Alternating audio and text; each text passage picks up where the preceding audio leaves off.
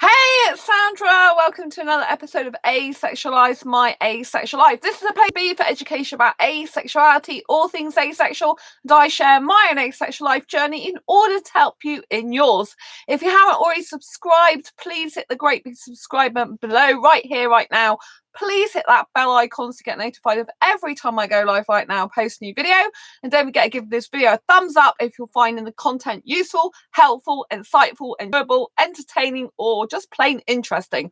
Or you just want to give this channel some light love. I really appreciate the thumbs up. It really helps this channel to grow and to raise more awareness of asexuality. If you don't know who I am Sandra Bellamy, author of this beautiful book, Asexual Perspectives, 47 Asexual Stories, Love, Life and Sex, a celebration of asexual diversity. I'm also the author of Fibromyalgia Self-Help Handbook, How to Manage Fibromyalgia to Have Less Pain, More Energy and Feel Happier Like a Superhero Rock Star. And these techniques in this book you can apply to your life whether you've got fibromyalgia or not. So it really helps to overcome depression and helps to decrease your anxiety and get rid of a lot of pain in your life. So if you've got depression or anxiety, I really recommend getting one of these, and the links are below in the description. So to crack on with tonight's video, I'm also the founder of asexualise.com and the founder of Asexualise Academy, in case you didn't already know that.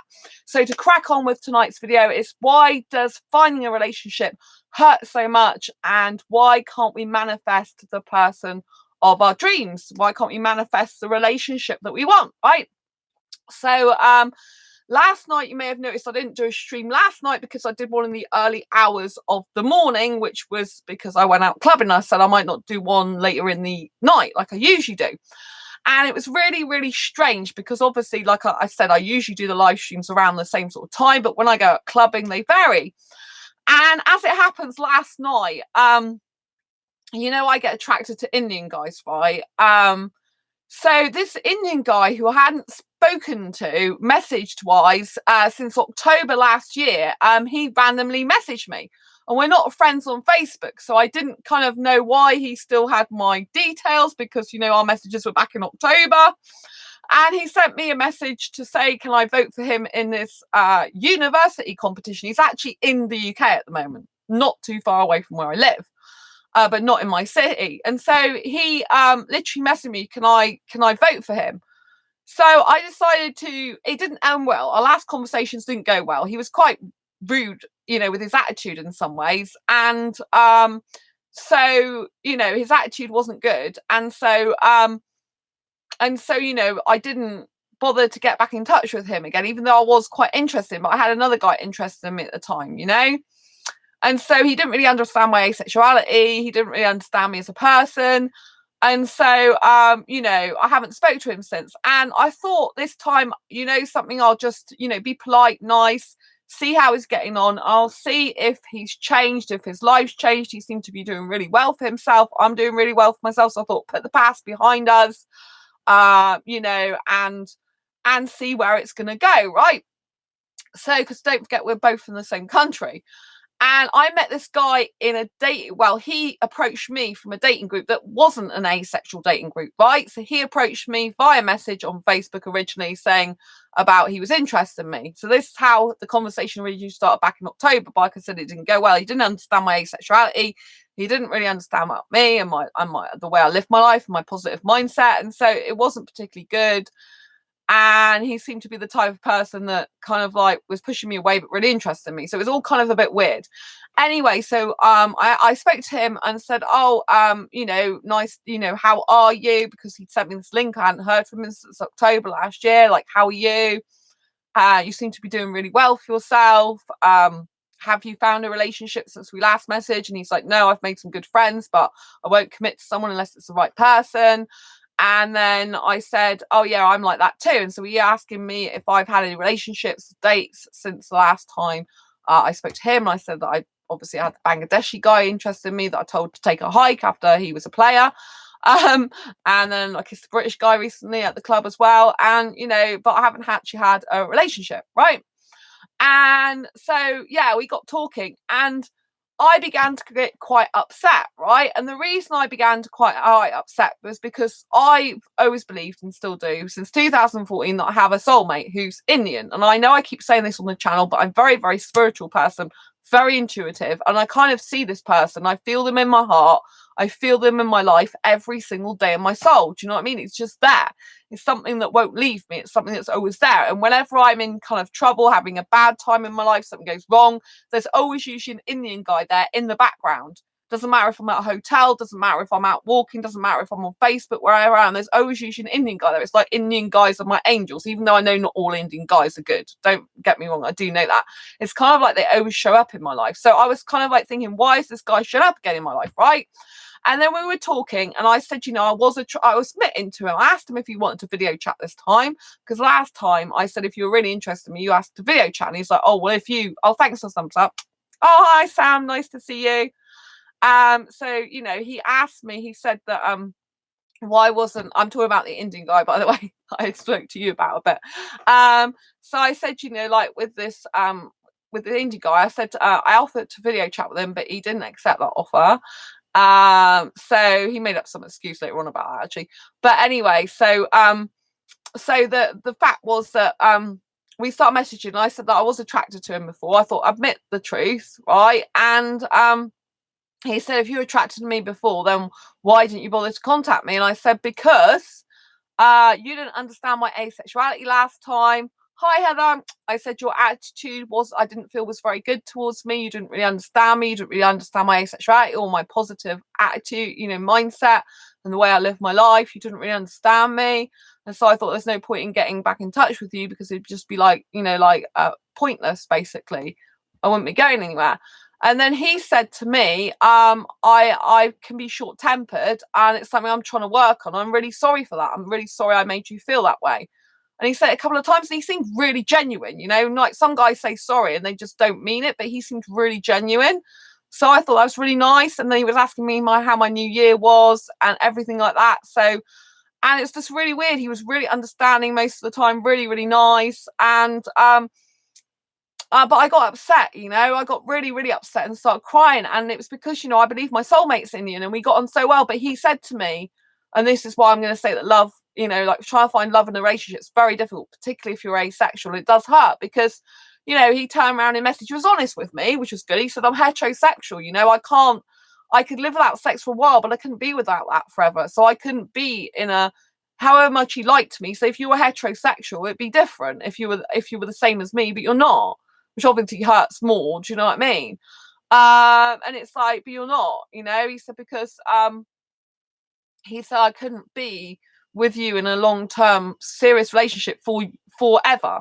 Basically, I could only be with you like that temporarily, because I will need sex in the end. Do you know what I mean? So that was really difficult. But I was glad he was honest. He wasn't lying to me. He seemed really, really honest guy. And I was really impressed how different his attitude was towards me, how very much caring, understanding, and we really connected on a really deep level. But this communication, this messaging backwards and forwards, I did do some voice messages too as well. It ended up going on for 7 hours. I mean, I have never ever messaged with someone in my life that much. I mean, clearly we must have been romantically attracted to each other, both of us. I mean, he did admit, he started saying about, I'd love to kiss you, I'd love to cuddle you. And this guy's 23, so he's my age group, right? And so, it was really difficult. And I think that's why love and relationships, particularly for asexuals, they really do hurt even more, because it's like you're so close yet so far from what you want. Like, I want an Indian guy, do you know what I mean? Intelligent Indian guy. I mean, what he studies, do you know what I mean, as well? It's very intelligent, But in October he'll be going back to his country, well, not his country. He said he's usually stays in Dubai. That's where his last job was. He'll be going back to Dubai unless he can get a job in this country. But he was even talking about jobs in my city, and did I have any contacts and stuff. But he said about meeting up, but the thing is, it would be, I said to him, it'd be a bit like friends with benefits, wouldn't it? It'd be just like kissing and stuff, and you couldn't be in a relationship with each other, but I did start crying, because it's like really upsetting when you connect with someone, like he just said to me stuff like, oh, I just love being here with you, Sandra. Just love being here in this conversation with you. I didn't even realize the time.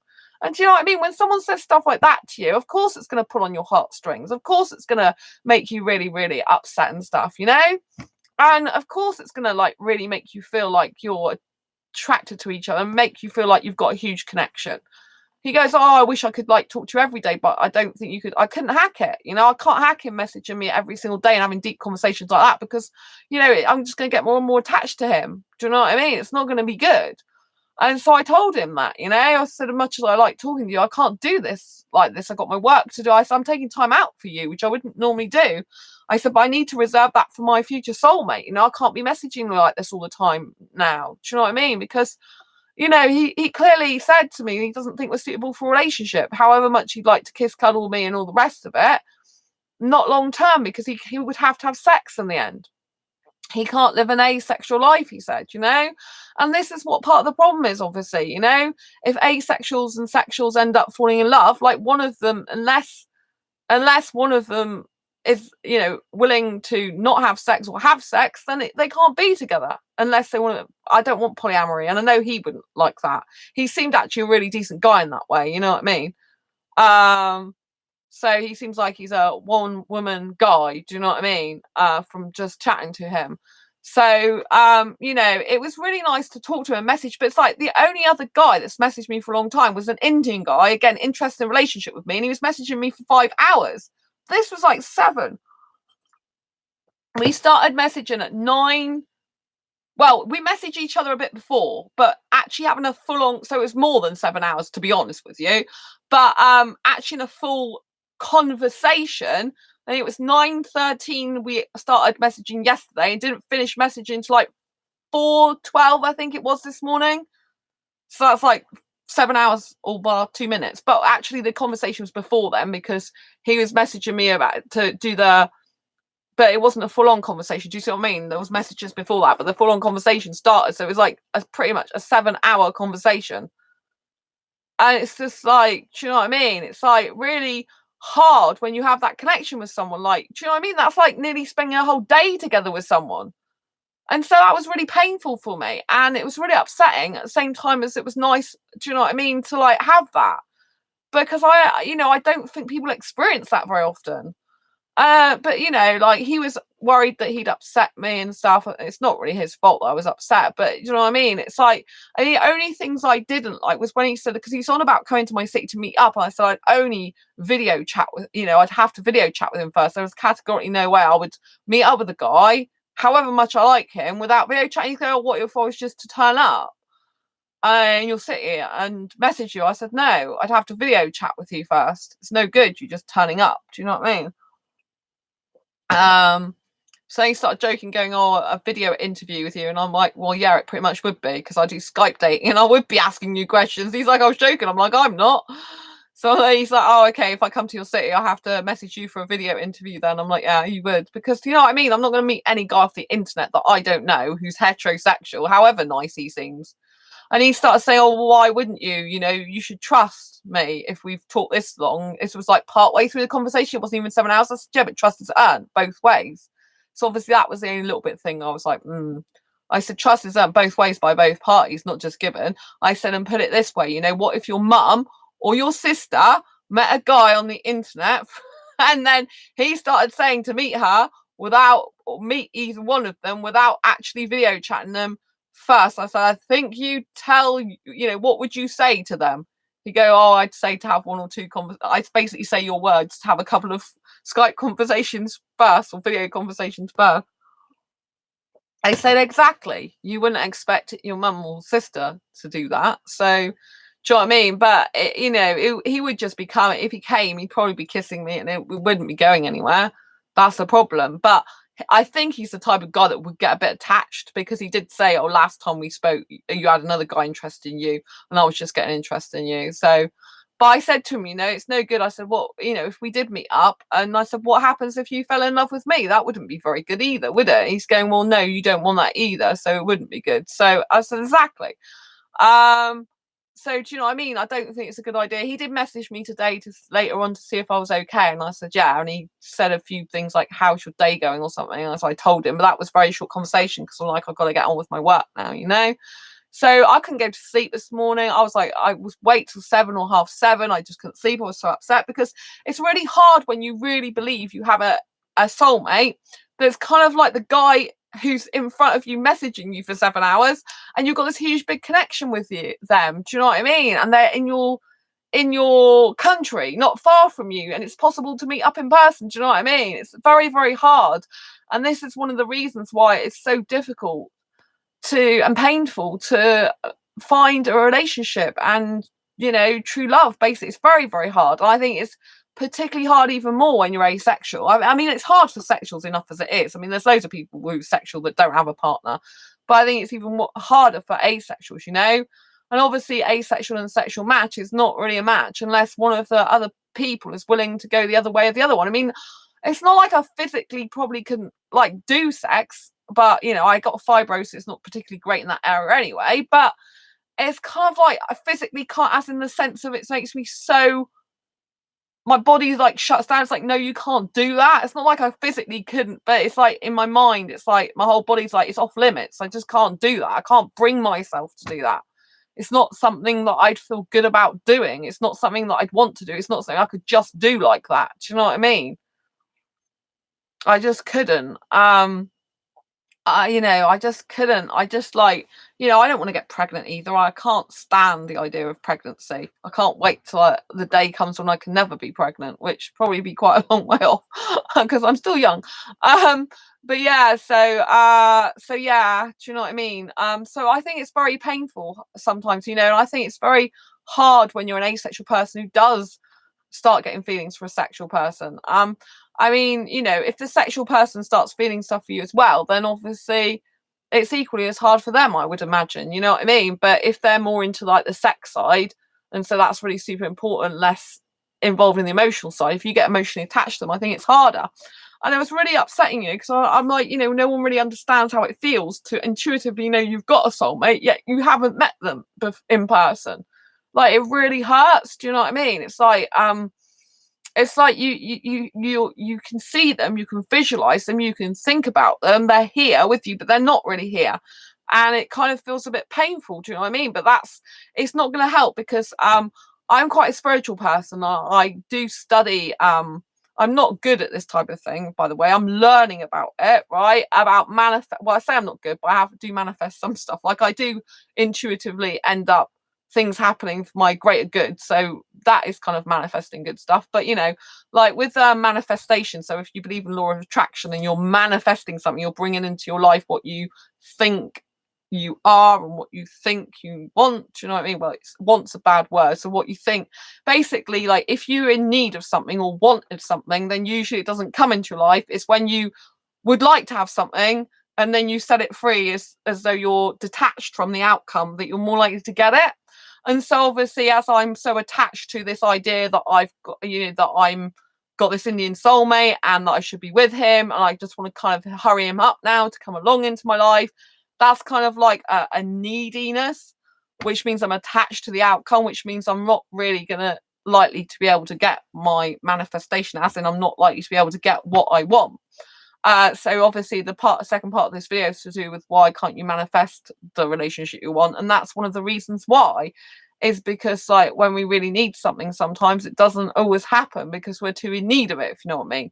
But I also have been learning about other stuff as well, and one of the things that can happen is if you've got contradictions. So for example, I realized with me that maybe I'm not particularly actually ready for the relationship that I can already see happening in the future, because part of me wants or needs to stay single. Do you know what I mean? And so that kind of is contradicting the fact that I believe I've got an Indian soulmate, I see a relationship with him, but it's the relationship part that contradicts the fact that I love my single life. Part of me feels I'm not ready to settle down yet. Part of me feels I'm too young to do that right now. Part of me feels like I'm too scared to do it, if I'm honest. I'm too fearful. To me, relationships in the past were like being in prison. I was a very abusive guy. So there's a lot of past trauma, past anxiety, past holdups about relationships. And I've always been far happier on my own as a single person so far. Hi, I just started watching your heteromantic video and saw you alive. Could you help me? Tyler moans. Depends what help you're looking for, Tyler moans.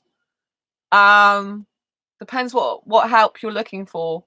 I'll carry on with the video. If you've got any questions, you can ask me in the chat, so long as they're obviously sensible questions that I can answer. I'll do my best. So yeah, just knowledge. Well, I'm in the middle. I live stream every night, so I've been doing videos since 2015.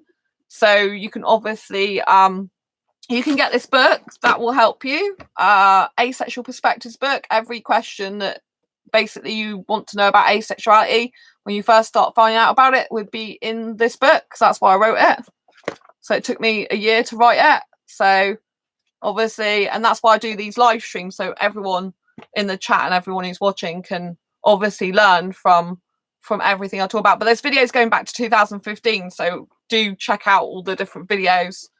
And I've got a free Asexuality Basics for Beginners course as well, so you can get the link to that down below. So if you want to know more about asexuality, it's a free course. It doesn't cost you anything. You're welcome. So yeah, going back to live stream. So if you're talking about manifesting a specific person into your life, like the love of your life, or even if you're not really spiritual, you're thinking about getting someone in your life, a relationship, right? But the fact is, you've got to assess yourself as to whether you're really ready for that relationship. So in my case, I have contradictions going on. I realized today I have contradictions going on. Like if you're thinking about manifestation, which is a spiritual term, if you're thinking about bringing into fruition something you're actually thinking about, as in a relationship, the ideal relationship, you've kind of got to think as if you're already in it. Like, how would your life be? How would you communicate with the person? How often would you see them? Where would they stay? Would they be in their own place? Would they be with you? How would it work out logistically? Would they live near you? Would you travel? Have you got the facilities to travel, the means to travel? You know, where would this person be located? What would they look like? How would your relationship be? So you have to try and act as though you're in the relationship before you're actually in it, in order to get it. So you're kind of like making it happen for yourself, but you have to let it go at the same time. So in my case, why it would be hard for it to happen with me is because I'm very attached to the outcome, as in the sense that it's kind of I don't need to be with someone in my life, which is good, but I kind of have a strong desire, and I guess need to be finding my asexual foreign Indian soulmate. I mean, obviously, the guy I spoke about at the beginning of this video is not asexual, but I have been thinking about more looking towards sexuals lately, because I have the huge kissing need and I'm very passionate with kissing, even though I don't like sex. So I thought that's not very much suited to many asexuals, but there are still some asexuals out there that must like it. So but yeah, can you see I'm contradicting myself at the moment, because I love my single life. You know, I have a very good single life. I love where I live implicitly. I love the fact that I can go out dancing, dance with who I want when I want. I do like kissing at the moment. I'm kissing different guys. At the moment, I'm a bit like, this is very out of character for you, Sandra, because you wouldn't usually do this type of thing. So it kind of feels a bit out of character. I'm not sure if it's a good or bad thing at the moment. I think it's good, as in, like, I'm trying to find out more what I like. I'm trying to use that to assess the person's character, assess my own behavior and how I interact with people. So I kind of think it's like a bit of an experiment at the moment, but I'm kind of like, it's a bit out of character, because it's like, I wouldn't like it if a guy was going around kissing loads of women in the club. I'd be really put off by that, right? So kind of like, I think, and obviously if I was in a relationship, I wouldn't do that. So I'm not really acting like I'm in a relationship. I am very much acting like I'm single. I'm very much in my single mind. I'm very much being young, free and single. So maybe at the moment, the time is just not right for me to be in a relationship specifically. And that's why I'm not getting the relationship I want, because I'm contradicting, because half of me really wants to stay single. I mean, I love my single life. It's less drama, it's less upset in overall, it's less painful. I say that, obviously I'm missing my soulmate at the moment. And so, you know what I mean? But I do spend a lot of time on dating sites looking for my soulmate. I spend hours trawling through dating videos to improve my skills. So if I actually had the person, then I would have to do all this stuff. But I mean, I help you guys on here, so if I, that's kind of why I guess I need to do it anyway. But like, so do you see what I mean? I'm contradicting myself. Part of my life, really, I really love being single. I really adore it. There's a lot of benefits to being single. You can do what you want when you want. You're financially responsible for yourself. You don't have to worry about paying bills or for food for anyone else. You can just cook for yourself, clean for yourself. You can literally come in at 2, 4 in the morning whenever you want. You can go at the drop of a hat and move if you really wanted to, if you had the money or got the career or a job opportunity, travel the world if you really wanted to. Not that I want to do that really, because I don't like flying on a plane. But you know what I mean? You've got a load of opportunities while you're young, free and single, as it were, or at least free and single. Do you know what I mean? I'm young, free and single, but not everyone is. But I am. But you know, choose the age you want to be. So do you see what I mean? It's very contradictory. So when you're trying to say, when I'm trying to say I want this relationship, but yeah, I'm really living my single life, I'm really loving my single life, enjoying it, I'm actually going more of my single life. It's like, by allowing myself to kiss guys in club, that's very single-minded. It's not something that I would do in a relationship. It's not something that I would think is a good thing to do in a relationship or be in a relationship. So clearly I'm actually going the opposite way to be in a relationship. I'm actually going, in my behavior, I'm going more towards the single life, more towards enjoying my single life, more towards being my single self. Do you know what I mean? But again, you're more likely to get a person you want into your life when you actually are more confident and happy. So, you know, I'm trying to increase my confidence, my happiness in lots of ways. I mean, obviously, I have in the back of my mind that if a committed relationship came along, you know, from an Indian guy that I was really crazy about, I kind of would want to do that. But in the other sense, whenever I say that, I think, but think of the life, Sandra. Would it be a boring life? Would it be a normal life? Would it be a life that you don't like? You know, I don't like an ordinary, normal relationship life. I don't like 9 to 5 job, coming home, going to bed, and all that lot. I'm not that type of girl. I live a high octane energy life with high emotions. I'm a very emotional person and being, and I live like a teenager most of the time. And I absolutely adore that. And you know, I don't want a relationship to take that away from me. I think, you know, analyzing myself today, have a lot of opposition to a relationship. Like my ideal, you know, guy, you know, it's like, all right, you can get this guy, but will he actually give you the life you want? Will you actually have the type of, I think, I mean, I keep coming back with the answer of yes, but when I think about actually being in a settled relationship at the moment, it does make me cringe a bit. I think I don't want to be settled down and be boring. I mean, I want to go out and dance. I want to go out and live my life. I want to go out and have fun. You know what I mean? And unless the guy's really into dancing, which he kind of needs to be, like, where would that leave me? Because I need my dancing. I can't not dance. And I don't want to dance on my own all the time. It gets a bit boring. So it's kind of like, maybe I'm just shooting to the young, free and single life for a very long time, you know? So it's kind of really difficult because, like, you know, and this is why it's hard to get a relationship. This is why it does hurt as well, because, you know, I think a lot of us, not just me, I think we do have these contradictions, especially as asexuals, when we have been single for a very long time, a lot of us. We're used to our single lives. We're used to our single minds. We're used to doing things our own way. We're used to living our own life. And I think that does, in and of itself, alone contradict being in a relationship. I think a lot of asexuals, including myself, get quite scared about being in a relationship, not necessarily because, you know, obviously if it's with a sexual person, then we can get worried about them wanting sex and we don't.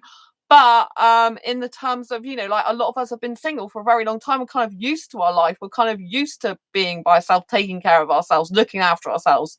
And kind of like a relationship is a bit of a threat to that. And it's a lot of hard work, a relationship. It isn't easy. And I know, for one, I get relationship anxiety. And there was someone else in one of my asexual groups the other day on Facebook saying they also get relationship anxiety. And so for me to be in a relationship is usually a very painful experience. It's like, I like the beginning bit, like kind of like the romance and stuff, but like the reality of it, it's usually never good for me.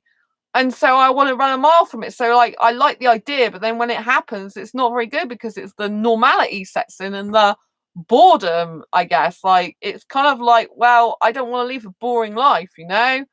I think if I met the right person in the right circumstance, it might be different. But I think maybe at the moment I'm just not ready for a relationship at this point in my life because I'm still out dancing. I'm still having a good time, single life. Maybe in years to come, I'll be like a business event. I'll be doing more of the sort of like business stuff. I'll be more like that type of person. But do you know what I mean? I love dancing so much. So I've got these huge contradictions going off. So maybe I'm not ready for a relationship right now, or maybe it's best if I don't get into one anyway. Oh, thanks for the thumbs up.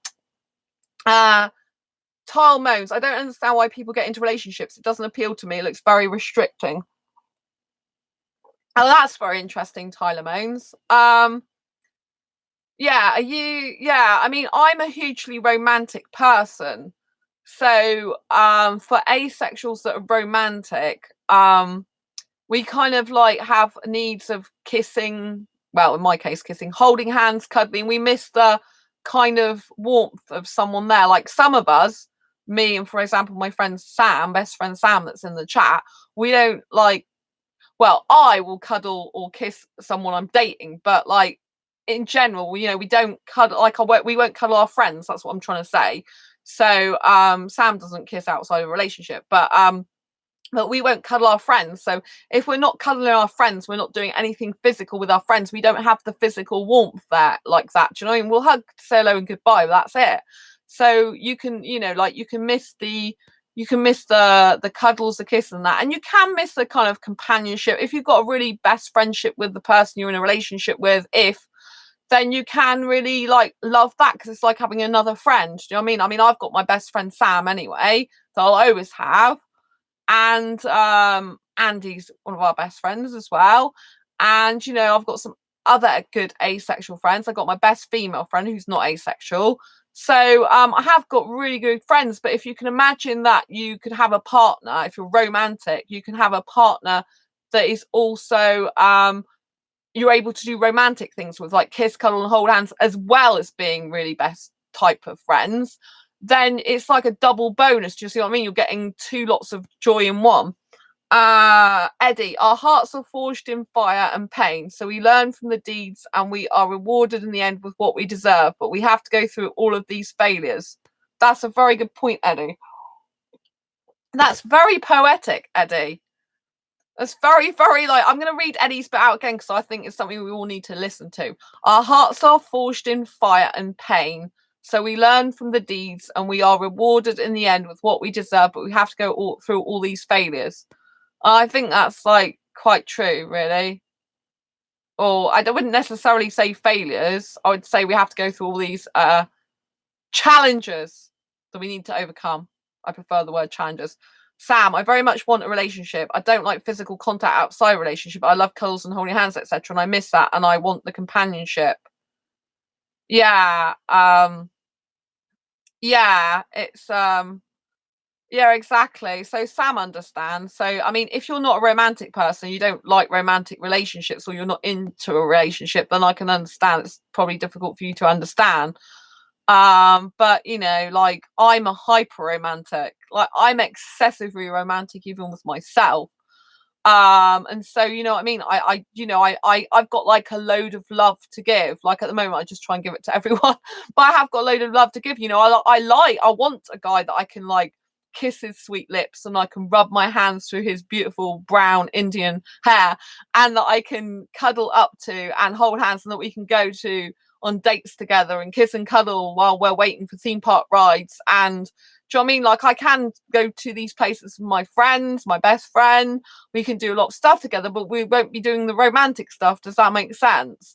So so we can fulfill a lot of needs and desires of companionship through friendship, but romance takes it to another level when you're feeling romantic. Eddie said I was rewarded, and then now he said Sandra is a giant kissing octopus. Thank you.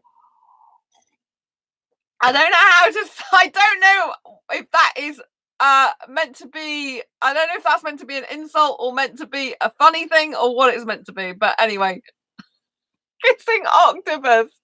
Seriously, I don't. Octopus like has 8 legs, doesn't it? Is it 8 legs or 6? 8, I think, isn't it? I don't know. I don't particularly pay much attention to octopuses. Honestly, I prefer really to kiss younger foreign Indian guys, but the British guy I kissed last time was quite nice, actually. His kissing was better. 8. Oh, thank you, sir. Oh, 8's my lucky number. Oh, that's fine. Means I got to kiss 8 guys to get my prince. Tyler Moans, I came out as gay 4 years ago, and I've never had the slightest doubt about it. And all of a sudden, I'm questioning everything, as I'm just confused or just never really thought about it properly. I don't know. Oh, right, okay. Yeah,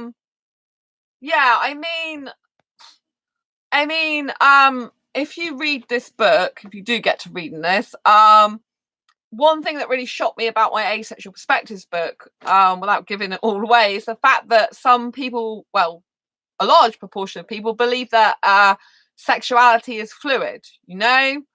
So that means that if you decide at a later time that you're not the sexuality you thought you were, then it's okay if that changes for you.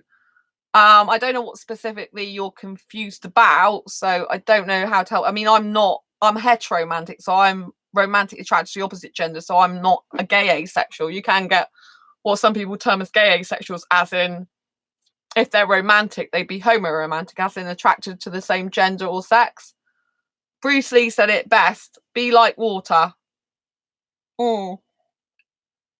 Yeah, be like water. I mean, I think I'm more like water these days, but not with my who I'm attracted to, in terms of I'm only attracted to guys. But yeah, I think it's good to just like try and get to know yourself and reflect. Like, I think life's a journey. Like, I've been reflecting a lot today, thinking, like, I've obviously got big contradictions in my life. Like, I really want a relationship with an Indian foreign soulmate guy, yet I'm really not in the position to be in that relationship at the moment. Really speaking, I don't want to give my freedom up too early. You know what I mean? I really need a foreign guy that would be very loyal and faithful and come dancing with me and wade through the women. There's a lot of women vultures out there, not just men. I tell you, there's a lot of women after other women's guys. After other women's guys in the club, not just men being bad. So do you know what I mean? So sometimes I say about guys, but it's not all about guys. There's some women that are bad as well. So but I've mentioned women that are not good before. But yeah, so I mean, that must be very confusing for you. I think I'm sexually attracted and romantically attracted to guys, but just romantically attracted to girls. What word do you use for that? Okay, so you'd be okay. I don't know what gender you are. What gender are you? Because if you're sexually attracted and romantically attracted to guys, and you're a guy, then you would be a homosexual, because you'd be attracted to the same. Oh, you're male, yeah. So if you're male, attracted to other males, sexually attracted and romantically attracted to guys, then you'd be homosexual in terms of guys, but you'd be a homosexual, heteromantic towards girls. So some people identify as sexual and asexual, which very much confuses people. So you would be classed technically as, if you want to label yourself as, homosexual, because you're sexually attracted to guys and romantically attracted to them. The sexual attraction obviously makes you homosexual. And then if you're romantically attracted to girls, you'd be, but not sexually attracted to them whatsoever, you'd be classed as hetero romantic. Do you see what I mean? Yeah. So homosexual, heteromantic. Homosexual, heteromantic. That's what you'd be classed as, technically speaking, which confuses the hell out of people. Probably confuses the heck out of you. So yeah, so obviously you are a homosexual because you do experience sexual attraction.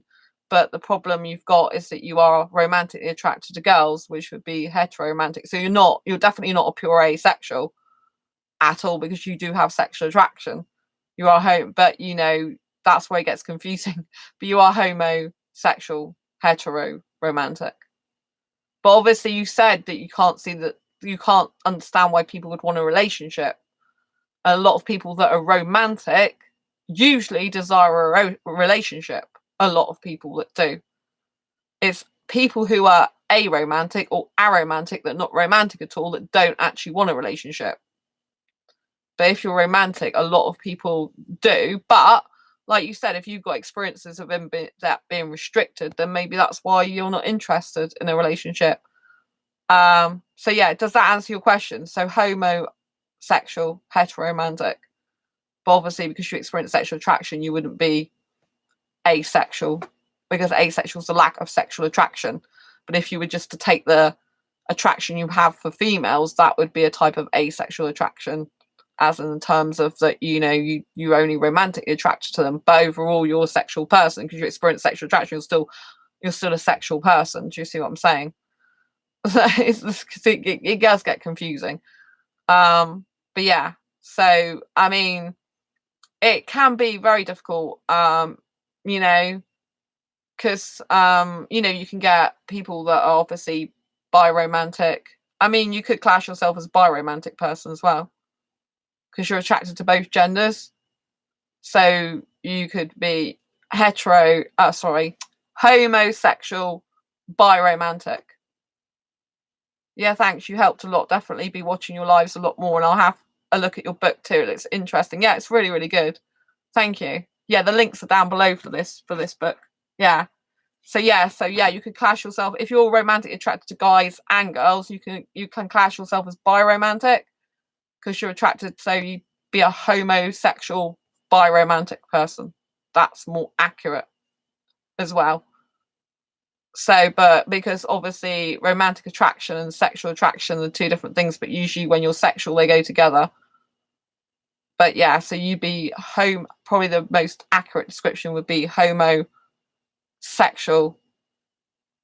biromantic. That would be it. Yeah. Homosexual as in attracted to the same gender guys in your case, and biromantic as an essential attracted romantically to two genders. Yeah. That's right. Yeah. I've got it now. I don't, you know, it's because I don't usually talk about mixed romantic, and you know, I don't usually talk about mixed definitions like that. So it's kind of hard when I'm having to think about it on the spot. But yeah, it'd be biromantic because you're romantically, because obviously in asexuality we kind of separate the attractions. So we separate sexual attraction, romantic attraction, aesthetic attraction, all those type of things. But when you're like, when I was in the heterosexual relationships and I was thought I was heterosexual, then kind of like romance attraction and sexual attraction all was linked together in one big fell swoop, which obviously isn't very accurate. But yeah, hopefully that's helped you out. Homosexual by romantic. Yeah, that's what I would say. Anyway, has anyone else got any more questions about anything at the moment? So yeah, so going back to what I was saying about manifesting a relationship, why it's so painful. Obviously I've gone through the fact it's very painful because, you know, it's harder for asexuals anyway. But you know, in terms of manifesting, if you've got these contradictions in your life, if you actually look at what you want and the reality of what you feel like, it can be two different things. It's like, for example, I specifically also love my home here. I don't really want to move. I could stay here probably for the rest of my life quite happily, but it's not my home. I don't own it. Do you see what I mean? It's my home where I live here. I've lived here for over 15 years, 5 years, but I don't own this place. So eventually it's likely that I won't be able to stay here in future years. Right. So I've got to prepare for a different future, a different life. And so that's kind of hard because at the moment I'm like, well, I really love where I live. I don't want to move. I'm quite happy here. I could spend probably the rest of my life here. Everything here I've got that I want. Obviously, I don't have my soulmate, but everything here I want, particularly for my single life, is very, very good. I don't want to live with a guy anyway. So everything's great. You know, it's a beautiful home, lovely, specifically where I live, 5 minutes walk from the quayside. You know, I love the decor. I love everything. It's really, really good. And then I've got, you know, the situation going on. Well, in the future, you know, I might be doing, I mean, I'm almost certain I'm going to be doing like a lot more business in London. I'm probably going to be talking on stage in the future. Probably going to be doing a lot more public speaking there. I can see that in my future. And it's like, will I commute to London or will I actually move to London? I just see London in my future so much. And so it's kind of like it battles between, no, again, it's a contradiction. It's like, well, if you stay here now, like, are you going to prepare to move now or are you going to actually stay here? And if obviously I'm stay here, that again, that's a contradiction between trying to think about my life, like what I'll need for my future place and how it's all, I can visualize my future place anyway. And I think you do have to visualize your future place. You know, it's important what you want, and it's important to have like a vision board and put on there what you want. But if you want it right now, this minute, and you really want to manifest it and to come to life now, if you're in two minds as whether that's the right thing for you to do and good for you to do, again, it's not likely to happen because you're not going to put your full time, energy, effort, and intention into it and everything feel good to you because you're not sure that you actually want it. And at the moment, I'm quite happy where I live. Do you see what I mean? I don't need to move. I'm happy where I live. I know the area well. You know, I love it here. So that is again a contradiction in terms of my future self and my current self. Do you know what I mean? And then there's, you know, like in terms of like business though, in terms of where I want my businesses to go, that isn't really a contradiction. That's the only thing that's I'm really certain of. But I want to become more financially stable and independent. I want bringing new businesses out this year, which I think will be super successful. And yeah, I mean, you could argue that my erogenicity brand that I mentioned before in a previous video that's coming out, you could argue that's a bit contradictory to do with asexuality, because obviously asexuals lack sexual attraction. We generally don't like sex, many of us. But you know what I mean? It does tie in nicely actually with asexuals that are more on the sexual end of the spectrum, that are more, you know, like touchy-feely people. Maybe some of the asexuals that do have sex with their sexual partner. Do you know what I mean? So there is part of asexual spectrum that would benefit from that brand, you know. And obviously I do see it as a natural progression in that way. And also I do see that I have to get sexuals on a huge global scale to understand asexuality and what's about, and only if I can help them out as well will I be really able to help asexuals more. Because, you know, once I start educating them and I do help them with their sex life, or their erogenous side at least, then, you know, I'm going to be able to spread the word of asexuality, because I'm going to be saying that I'm asexual and my, you know, like my view, because obviously I've been in heterosexual relationships half my life, so I've got a very unique view and perspective that they can learn a lot. I know I can be a leader in that, because although I don't want sex, I do end up talking about quite a bit on this channel, as you probably realised. It's like an asexual channel talking about sex a lot. What's going on? Even I think that sometimes. Like, what's going on, Sandra? What are you talking about all the time? Oh my goodness me. So, you know, it's kind of like I don't really see it as being a barrier. I see it more as being out of my comfort zone. Bit scary. Servicing some sort of people that I'm not too, you know, like I'm a bit like, yeah, this is a bit not great. But you know, I'll be most of the stuff I'll be doing that I'll be paid for. So if people don't want to pay for it, that's fine. I'm not going to do it. Do you know what I mean? Like I give my free stuff a lot of the time to asexuals. I don't know if I have to do. I mean, I might have to do a bit of free stuff for them. But do you know what I mean? It'd be like you filter out a lot of the sexuals that are literally just after sex and don't really want a loving, caring relationship where erogenous stuff and sex stuff is part of a more caring, loving environment. The people that are just after sex for blatant sex sake and just like for disgusting reasons, if you know what I mean, with no care and quite shallow, those people want stuff for free all the time. I won't be doing much free to do with that brand. So they'll either pay me and I'll educate them properly about it and how they can be a better person for their partner and for themselves and that basically, or they can go and look elsewhere and just get what they really want, their sex fix, you know, because that's what I'm about. I'm about educating people and helping people, and you know, helping people to have better relationships. You know, I share my own asexual life journey in order to help people in theirs, and I'm sure it helps people that are not just asexuals as well, you know. And I try and be as honest as I can on this channel, you know. Like some people, they have a persona when you meet them in real life. Off screen, it's completely different to on screen. I'm not like that. What you see is what you get with me. You see the same person here as off screen. I'm just no different. I'm absolutely no different at all. I just not. I mean, that's quite shocking in and of itself, but it's the truth. We're just like this all the time. So yeah, so I see erogenicity actually as a probably expansion of some of the asexual spectrum. And I see it as an expansion of me raising awareness of asexuality on a more global scale, which has got to be done. I've got to do that, whether I like it or not. It has to be done while I'm alive to do it, you know, and that I can do it. I believe 100% in myself to do that, because I have been in heterosexual relationships half my life. That's why I had to go through all that rubbish years ago with going through sexual relationships and stuff. I say rubbish because obviously I'm asexual. You know, that's why I had to deal with all the, you know, heartache, pain, and, you know, abusive type of stuff going on, so I could help people in the future, like now and going forward, you know. Like I said, even though I'm asexual, I have had good sex and bad sex. I know the difference. It's kind of obvious to me, but kind of a lot of people who are sexual are going oblivious out there. They don't have a clue, and they don't have to have more passionate, caring relationships with the people they've got instead of looking elsewhere, which is something I'm an advocate for. You know, if you're going to be in a relationship, whether it's sexual or non-sexual, you should really be focusing on your partner and being a good, like, asexual lover, as in kissing, cuddling, or a sexual lover. Do you know what I mean? You should be focusing on the person you're with and paying time and attention to them. Obviously, some people like to get physical with their body much more than others. Some people like to get naked. Some people don't. So whatever form that takes, you know, it's good if you can do it in a more generous way, because erogenicity, I made the brand because it's erogenically generous. It's all about being generous with your partner, not being selfish. And particularly for guys to be more generous, I have to say. The emphasis is on the guys more. So yeah, I think it's really, really important that you do what I've done, like today, and really reflect on your life and think what you actually want to happen. Is it feasible at the moment? It's really, you know, if you want a relationship, are you financially in a position to have a relationship?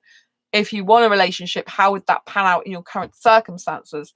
And it's really important to reflect on that. It might not be nice to admit it to yourself. Like you know, like today I'm thinking, Sand, you're just not ready for a relationship right now. You want one, but you're not really ready, are you? Because you really love the single life. You really, you know, like part of my heart's kind of ready, but the rest of me's not ready. It's like my heart is like, oh, I'm so ready. Like, bring him here now. Like, my kissingness is ready, but like kind of like my circumstances are not fully ready. Do you know what I mean? I do think people come along when you're not ready as well, though. But I think when you're trying to want something and then your actual other brain's kind of contradicting that, it's like really difficult. And also, I do need to be friends with a person for a very, very long time before getting into a relationship to have a proper, healthy, loving relationship. And that's not apparent. You know what I mean? And the sad thing is that the guy I did speak to, which I told you about at the beginning of this video, who is Indian but not asexual, you know, I mean, he said, oh, I'd love to just talk to you every day, you know, and he was saying, you know, I just love being here with you. I didn't even realize the time. And when someone says that, it does really pull at your heartstrings, you know. It's kind of like the connection I want with my soulmate and would expect to have from a soulmate. So when he showed up and started speaking to me like this, and it was just like an incredible kind of conversation like that, kind of like really like sensational in that way. It was kind of very painful at the same time. So, you know, with me at the moment, it is kind of difficult because my heart's like, oh, I really want my soulmate to turn up. I can really see this in the eye, but like the practicality, I'm thinking, okay, so Sandra, just put yourself just tomorrow, just go tomorrow, and you're in this really serious committed relationship. Could you actually hack it? And I'll be like, probably not, because I'm not ready for that. I'm not ready to, you know, I don't want to jump into a relationship. If I do, I don't think it's going to last very long anyway. So I'd need to like really get to know the person over a long period of time, really spend a lot of time together, you know, and get to know each other more. So, you know, that is a very big contradiction, and it's something I guess I'm going to have to live with and deal with. Like, it's really weird because my mind was very much the single person, very, very, very much, till something kind of changed last year, I think. And then probably because I was in a relationship briefly with a British guy, and that kind of like changed my mind a bit. It's kind of like, oh, my mind switched now to being more in a couple. And I'll find that really difficult. I find that if I'm really, really single-minded and really focusing on happy being single, then if I do think about a relationship, it's very hard for me to switch to a relationship. And then when I've been in a relationship, however long that was for, it's very hard for me to switch back to be completely single-minded again. So I think it does impact me and affect me when and if that ever happens. Do you know what I mean? And yeah, but you know, clearly I've got some contradictions going on in my life. The only thing I'm not contradictory about is my business stuff, which is obviously what I've got to pursue more this year, because there's no contradictions where that's concerned, really. It's like everything that's coming up is stuff I want to do, need to do, have to do, will be good for me, will be good for other people, because I'll be teaching a lot of business skills and life skills, and you know, it can only help people, do you know what I mean? And be financially better off for me as well. So there's no contradictions in that. So that's kind of the clear path. So that's kind of where I really need to go. I need to have this clear path. And I think when you've got clarity in your life and you've got this clear path, that's the one you're meant to follow.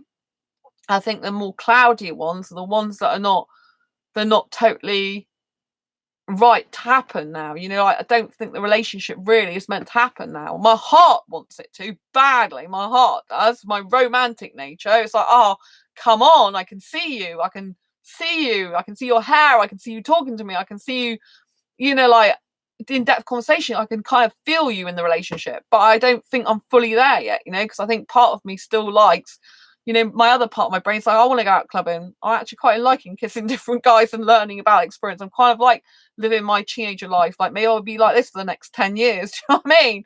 And it's like, I'm thinking to myself, Sandra, you'll probably get bored of it in the end and really, really want a relationship and to settle down more. And I'm thinking, do you really think you're going to get bored? Do you really think you're going to get bored of dancing like that? Do you really think you're going to get bored of your high octane energy life? Do you really think you're going to get bored of being that type of positive, jumping up and down girl in the club? I don't really think you are going to get bored of it, Sandra. In fact, I think you'd be bored if you weren't doing that. So I don't know where that leaves me, really. I think I need to find a guy that probably go out dancing with me. I mean, obviously, if I do move to London in the future, there are clubs out there as well. And maybe I'll get someone who would go there with me. Oh, thank you, Sabrina, for watching. Yeah. Good night to you too. Lots of love. So yeah, it's I think it's really, I think you when you're trying to manifest something in your life, you've just got to work out if you are really contradicting yourself or if you are very crystal clear on what you want to happen in your life, and if everything's kind of sorted out. I don't think there's a perfect time for someone to come along in your life, but I think if you are got yourself more sorted, then I think you're more likely to be in a better position to actually accommodate the thing you want. Like I see some people, right, and I see them in committed, settled down relationships, right, and I look at them and I'm thinking they just don't look that happy. They've lost their spark, they've lost that energy, they've lost that like bounciness, they've lost that energy, that vitality, and that's kind of like what does put me off in a relationship. Like Tyler Moan said earlier, relationships can be very restrictive. So I think the best thing to do is when you do, or if you're going to get into a relationship, is you make sure that the person's very compatible with you in ways that benefit you for feeling freedom in the relationship. Do you know what I mean? So, for example, with me, if I had someone that equally loved dancing as much as I did, that I knew was very loyal and faithful, that if a woman came up to me and say, I've got a girlfriend, go away, then I think I'll be fine. Do you know what I mean? But I'd have to really trust him around other women, because a lot of the past people I've been with in relationships have cheated on me. Do you know what I mean? So I need to be able to really trust the guy around other women. A lot of the women in that club that I go to, I mean, they're just as bad as the guys flirting, if not worse sometimes. And it's like all over the place. Do you know what I mean? And so, and I told you, I've always trusted guys actually more than I've trusted women overall. I do trust my best friend, female friend. Obviously Sam's my best asexual. So I think, you've got to really work out what you want in life, work out, like where you see your future going. You do have to like think about the future as well as the present, but I think we also have to live in the present. I think sometimes, like even with myself, I can get so wrapped up in the possible future that I forget now. I'm like, you know what I mean? And I'm like so busy. Like I told you when I was on mingle2.com the other day, this guy said to me, like, why don't you just like, stop stressing, stop worrying about this soulmate that you may or, that hasn't even happened in your life yet, and go out and have some fun and enjoy your life and grow your confidence, like you are doing, going clubbing and you are kissing guys. Just go and kiss who you want. It's okay to do that. It's okay to like live in the now. It's okay to enjoy life in the moment, because life is too short. And he did have a huge point. I felt better this week in the sense that I was living more in the moment, the sense that I got rid of that guy who was no good for me, and the sense that it was just a much, much, much better time, better, like better to just like not stress so much, because I do get very stressed sometimes. I'm a very anxious person at times, and I do worry about things. I think a lot of asexuals have got anxiety do as well. We think about things, we stress. Oh, update, yes. Oh, it's Sean. Who's it, Sean? Hi, it's Sean. Nice to see you. A lot of relationships are very in tune with the common conception of, in order to be happy, I need to have a wife, a child, and a home. But sadly, that's not how the human race works, in my opinion. It's Sean. Well, that's a very good point, Sean. Because I hope you don't mind me calling you just Sean. Because because I don't want sex, I don't want marriage, and I don't want kids, and I don't really want to live with the guy either. So it is very, very difficult, because I don't want to be someone's wife. I certainly don't want kids. Do you know what I mean? Because a lot of, you know, like, I've never wanted kids since 15. And yeah, I mean, we shouldn't be getting into a relationship in order to be happy. We should be happy with our own life and ourselves before we get into a relationship. Ideally, that's what you want. You don't want to be getting into a relationship for that person to fulfill you, you know? And I do love my single life. It's only my mind has switched lately in the last year to couple thinking. Sabrina, update. The last time I was here, I got an earful on the two-timing guy, if you remember. Yes, I do remember. I have since broke off the relationship and I currently have blocked him and we have no contact. Woo! I want you to give Sabrina a very, very big cheer. Round of applause. Well done. Congratulations in the chat because she did something so brave.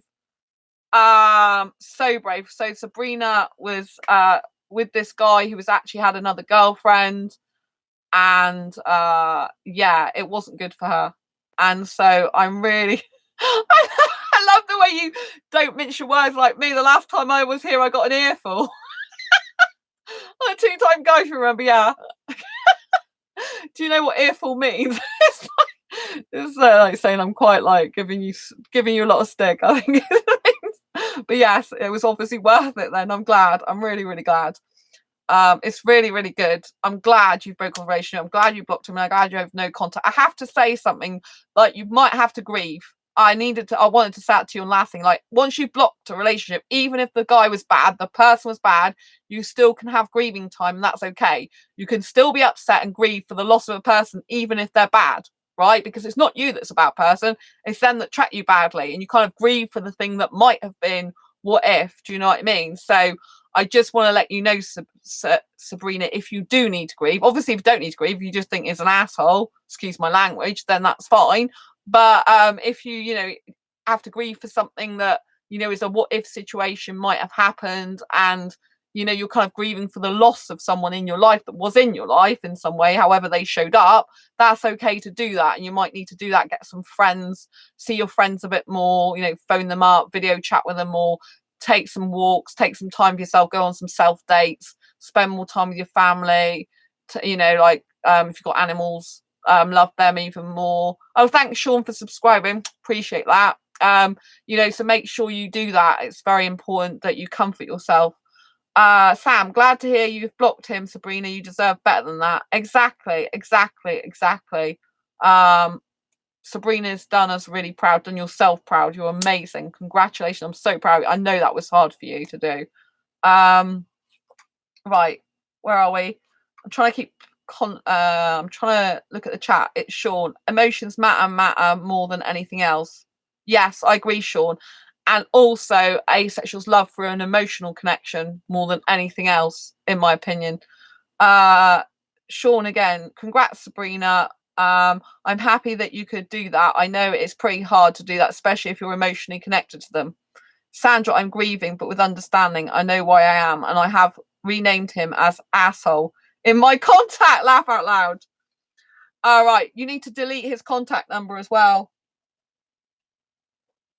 You need to delete him off your contacts as well when you can manage to do that. Because if you're anything like me, I did, you know, like I categorically know the guy's a bad guy, so I've deleted his number now with the Bangladeshi guy. But first, I didn't delete his number when I was still giving him a chance to find out where he was a player, because I didn't know. I mean, I did know intuitively, but I didn't have proof. But obviously, you've got the proof because you know he was seeing another girl because he admitted it to you.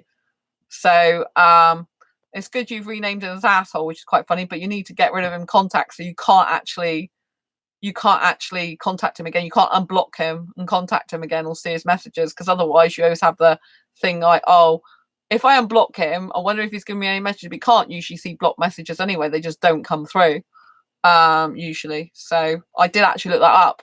If you unblock someone, can you see their previous messages that they sent you? And it was like, no, you shouldn't be able to do that. There was a few people that said, yeah, you could, but you shouldn't be able to do it. So yeah, so but it's funny you called him that, but yeah. So, you know, I would say completely delete him from your contact, but you know, if you can, it'd be best for you. But yes, I'm really proud of what you've done so far, so keep it up. And I'm glad you're grieving with understanding. I will eventually delete it, but I don't want him to contact me, and I think this is the only way I could be wrong. I'll eventually delete it, but I don't want him to contact me, and I think this was the only way, but I could be wrong. Oh, so you mean you need to save his number just in case he tries to contact you somewhere else? Okay. Yeah, I know what you mean. So yeah, I mean, give yourself a set date if you want to delete it by, or just do it whenever you can. But yeah, I'm really proud of you anyway. I think it's really good. I'm really glad. You do deserve a lot better. There are tons and billions of people out there in the world. Do you know what I mean? There's definitely someone that can be far better than him. And it is better on your own. Like, I do like my single life. I kind of really need to get into this. I think I'm really, part of me's really into the single mindset more, but my heart mind isn't in the single life anymore at the moment. Um, but yeah, I mean, single life is very good. I mean, like, especially self-dating. Like tonight, after I finish this live stream in a bit, I'm gonna go and do some movie watching, because in every single person we have something called an inner child. I learned in counselling years ago, I've had lots of counselling in the past, that we have like a mother, a father, and a child within us. And so these like kind of parental figures and child will come out in different scenarios within ourselves. So obviously there might be a time when you're on your own and you need more of the man father figure to come out, you know, the kind of like strong, independent, like more masculine side of you, you know, like the looking after yourself, being very action based, orientated, all that type of thing. And there's more like the mother that will come out, like the nurturing, like obviously when we're grieving, kind of the mother needs to come out in us a bit more, to ourselves, to look after ourselves, to care for ourselves, to cuddle ourselves. Do you know what I mean? And then it's like the inner child, and the inner child will be like, you know, it depends what your inner child's like, but with mine, it just like, it likes to play. But like, hang on a minute, you haven't played. I haven't watched a movie at the cinema for a while. You haven't played with me for a while. You went out clubbing, which is great, but I kind of need some movie time. Um, so so yeah, I'm gonna, you know, I've got work to do. I have got work to do. I've got it to do, but my inner child's going, yesterday I need to watch a movie, which I didn't do, and it's like playing up tonight. I've watched loads of my movies. It's like, how can I watch the same thing? But it's something I obviously need to do, because when I do that, then I know I'll be far more productive in the morning throughout tomorrow day. Well, today now, because it's Friday, going on to the next day, so I'll be far more productive. So sometimes you have to like do something in life which may be out of the way of what you're actually intending to do right now in the moment, but can actually benefit you, if you know what I mean. So for me, like, sometimes you just need time off and time out, and you know, it's okay to do that. And so with you, Sabrina, if you are grieving with understanding at the moment, which is great, you know, give yourself that time and space. Make sure you spend a lot of loving time with yourself, and don't be like me and give yourself a hard time. Be good. Yeah. Sometimes I give myself a hard time, like, oh, why are you taking time off work? You shouldn't be doing that. But it's like, yes, because I'm going to be more productive, Sandra. Because if I'm more healthy, because I've been resting and actually enjoying something, then just chill out, then I'm going to be more productive. So I don't know if you saw another video, but basically you can't see it, but I wrote an affirmation. I use affirmations a lot, which are things you say in present tense as if they're already true. So mine is, I'm healthy, I'm wealthy, I'm happy and productive. And last year, when I had my respiratory infection, lost my voice, I realized that I need to be healthy to be more productive, to be happy and wealthy. And part of my healthy is I need to embrace my inner child more. And I do need to give myself a break sometimes and relax a bit, even though sometimes I feel I'm not doing enough work. I need to chill out on my own for a bit. So tonight I'm just gonna, and last night I didn't really sleep much, so I think tonight I'm just gonna have like movie time, chill out, and just spend some quality time with myself, rather than thinking about dating guys every 5 minutes of the day and relationship and needing to find my soulmate. I think sometimes you just need to take time out from that, because it can be a bit toxic sometimes for your soul when all you're doing is focusing on the same thing over and over again. And like, you know, I have got work to do, but I know I'm going to be far more productive if I give myself some time off to have some play time. Do you know what I mean? It's important to play, and never forget that in life. You know, it's important to play. It's important to, like, although we can take life seriously, it's important to give ourselves some play time as well, and therefore it can make us healthier. Because if we restrict ourselves, and if we only do serious business and stuff all the time, and if we be too hard on ourselves, like it can, like, our naturally our mind can start like with my inner child, for example, mine can start saying, oh, you're not playing, you're not having any time off relaxing. Okay, you're busy, that you're having fun with what you're doing, but you're still not taking time out. And therefore, what happens is your body starts shutting down. It's a very weird phenomenon. If your mind subconsciously is fighting to get some kind of like time off and freedom and relaxation, even though you're thinking, well, I want to carry on doing what I'm doing, your body starts shutting itself down. And therefore, it'll start becoming ill, like it'll start having a cough or a cold or a chest problem, or you'll start feeling really more tired and drained, and you'll start feeling like it will automatically shove you into more unhealthy, like illness mode, because it's like telling you, you're not listening to me. You either damn well listen to me, or I'll make you listen. Do you know what I'm saying?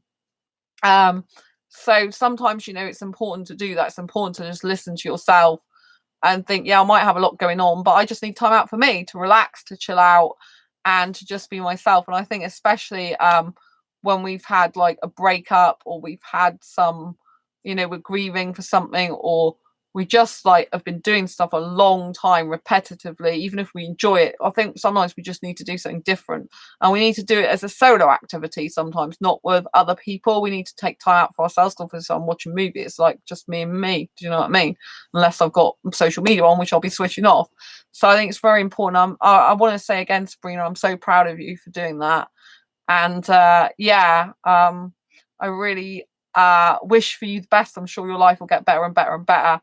And just look out for signs in the future about guys being similarly behaved. Because what sometimes, like, for example, with people who are kind, caring, and considerate like yourself, and, people that, like, I, in the past, attracted abusers, right?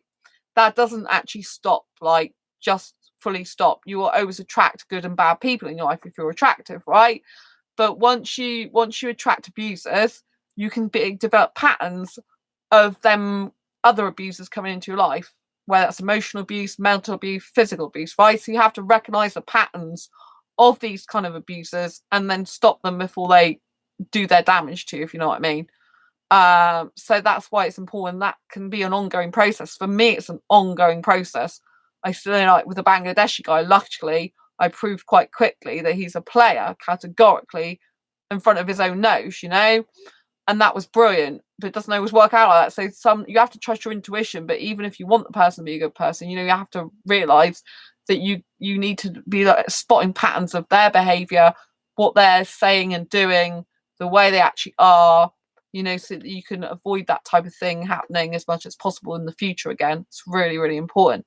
Anyway, I'm going to leave the live stream here tonight. Don't forget to reflect, take some time out for yourselves, reflect on whether, like I said, with the manifestation, whether what you're thinking about you really want in your life is contradicting what other things you really want to do and be in your life. So, for example, like I said, with me, I really would love to meet my asexual soulmate and be in a relationship theoretically. But when I look at my life, I'm really enjoying the single life right now. I kind of might feel a bit caged at the moment, actually being in a fully serious committed relationship right now. If I was to get to know the person over like 1 or 2 years, it might be different. I might be ready to do it then. But right now, I couldn't really be in a relationship anyway, because I'm not, I don't just want to jump into something.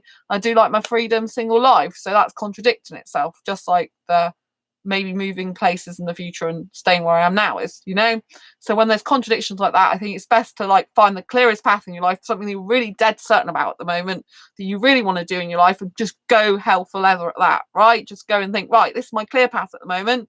This is where I'm meant to go. Everything else is a bit blurry around me. It's blurred because I'm not sure which way to go. But if I go down this path, this should hopefully sort out the other blurrier areas later on as well.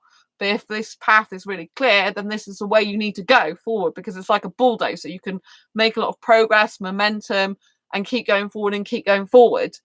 And then the things that are blurry eventually should become clearer, because you'll be in a different position anyway. When I've got my businesses out, when I'm in a different position financially, my life will probably be totally different. So I'll be in a better position mentally and emotionally to kind of like think about being in a relationship again, but I know I do love my single life so much as well. And if I see relationship as trackment, or if I see a relationship as like not as happy as I make myself singly, then I'm not really going to want to be in it, am I? Seriously, even though my heart and romance does. So that's kind of, like I said, a blurry area. I mean, I could spiral out of control, which obviously you can tell my mind does that. And I think that's what we do sometimes.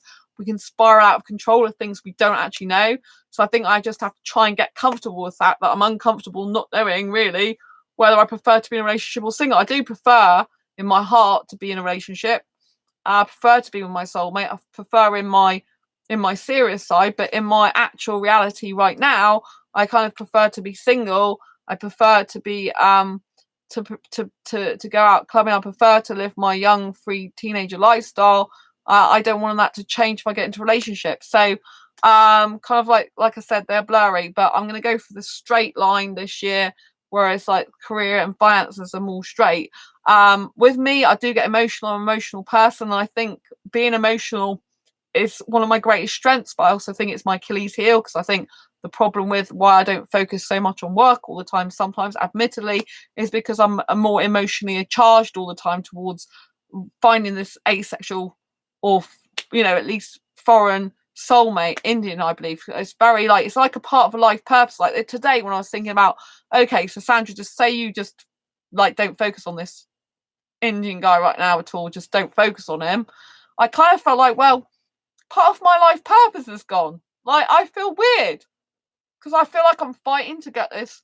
When we fight something, though, it doesn't usually happen because it's like a negative mindset. It's a negative vibration, so it kind of attracts negative stuff. So really trying to fight for it's not a good thing. Do you know what I mean? We kind of want it to happen, but not fight for it in that sense. And so yeah, it's kind of hard because, but I feel like by letting it go, I kind of feel like part of me feels a bit bad because it's like I haven't got that pressure on myself. But part of me is like, well, what do I do now? Like, part of my life purpose is to meet my Indian soulmate. And because I think in life we have lots of life purposes, and part of that is, you know, if we're interested in getting into a relationship, that becomes one of our life purposes just as much as a career does. And kind of like, if I take that away, it's kind of like, I feel a bit lost in that department. I'm like, kind of like, where's that purpose gone? That's my soulmate. Like, how can I not have a purpose? And I think when you have got a soulmate and they're in you anyway, and you can't help it, I think in your soul, you just like, you've always got them there, whether you want them to be there or not, which I don't not want them to be there, but it can be painful at the same time when you know that you want them, but you haven't got them, if you know what I mean. So, you know, I would say if you're struggling right now, like I am obviously in certain situations, that you do actually take the clearer path at the moment so that you can like kind of like have something to aim for, know where you're going, and be decisive about something more. And then that gives you great strength going forward. Do you understand what I mean? Than trying to work out things that at the moment don't seem to be coming to fruition or kind of quite work out right now in the present. Like go for the clear path, the one that's got the grass moved from either side, and you're like, this is where I want to go. I've got no problem with this. I can't see any. I mean, obviously there'll be challenges, but this is where I can go quite clearly. This is quite a clear path for me. This is like zooming. Do you know what I mean? So that's where I'm going to go. The business, financial side, career side, more than anything else. So yeah, I hope you found this video useful, helpful, insightful anyway. If you have, please give it a thumbs up. I know this video has already got 6 thumbs up, so I'll give you 6 kisses and say thank you very much. I want to say thank you for taking part tonight. If you haven't already subscribed, then please do subscribe below. I really appreciate your subscription. I really appreciate you being part of my chat community here. You mean a lot to me. I don't do these videos for myself. I do them for you. So it's only if you enjoy them and continue watching them and find them helpful that I will continue to do them. There is a guy who messaged me today who just watched this channel. I think you know who you are, beginning with J. And they said that they were really, you know, watching a lot of my videos lately, and it was helping them a lot. So thank you so much for that really positive feedback. I think from my understanding, you can understand yourself better now from watching the videos. So I'm really, thank you, Jay. I'm just using their first initial. So thank you so much. I really appreciate you being part of my community here as well. Well done again, Sandra, and I wish you all the best for the future. Bye, Sandra. Great video. See you later, everyone. Oh, bye. I'll say goodbye to everyone. Bye, Sam. Bye, Heather. Bye, Taylor Moans. Who else? Eddie was in chat as well. Thank you, Eddie. Thank you so much, Sabrina. Lovely to hear your news, Sabrina. Keep up the awesome, awesome strength. You're doing really well. Proud of you. And it's Sean. Thank you so much. And thanks for subscribing. And yeah, until next time, embrace your quirky and each other. I'll see you on the next live stream or video. Take care. It's been an absolute pleasure. And take care. Lots of love. Bye.